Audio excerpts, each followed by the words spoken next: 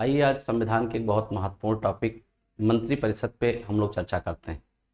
मंत्रिपरिषद क्या है? आपको पता है कि भारत में संवैधानिक प्रमुख राष्ट्रपति होता है और उसके कार्यों के संचालन के लिए या उसके दाहिने एवं बाएं हाथ के रूप में मंत्रिपरिषद काम करता है। मंत्रिपरिषद का जो विवरण मिलता है या मंत्रिपरिषद अनुच्छेद 74 में मंत्रिपरिषद का वर्णन। मंत्रिपरिषद राष्ट्रपति के कार्यों के संचालन के लिए एक मंत्रिपरिषद होगा, यह हमारे संविधान में कहा गया है।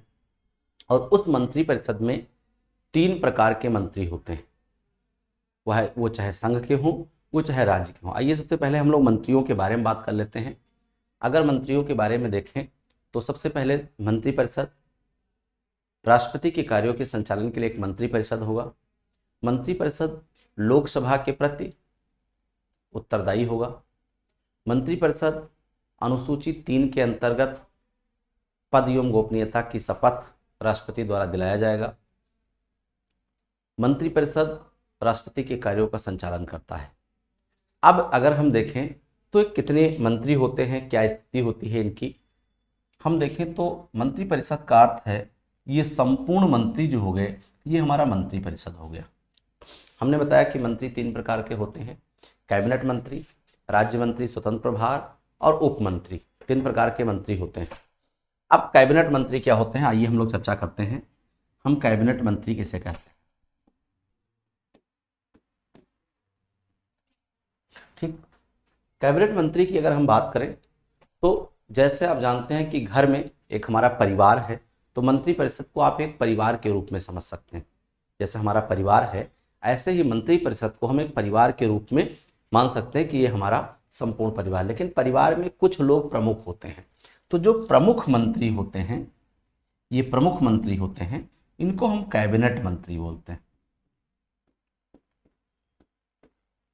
इनको मंत्रिमंडल कहा जाता है, इनको मंत्रिमंडल कहते हैं। ठीक, कैबिनेट मंत्री को हम लोग मंत्रिमंडल कहते हैं।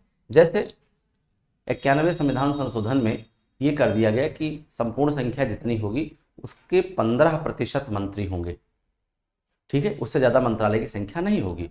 तो मान लेते हैं अगर भारत में 543 हैं, जनरली हम देखें तो लगभग 82-83 मंत्री बनेंगे इसका, अगर परसेंटेज निकाले तो। अब इस 82 मंत्री में मान लिया 20 मंत्री ऐसे हैं जो प्रमुख हैं, तो इन 20 मंत्रियों को कैबिनेट मंत्री कहा गया।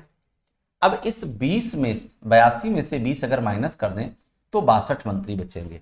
ये भी अपना अपना कार्य करते हैं और ये भी प्रधानमंत्री के साथ मिलकर कार्य करते हैं। प्रधानमंत्री की चर्चा अनुच्छेद 75(1) के अंतर्गत इन मंत्रियों का जो प्रधान होता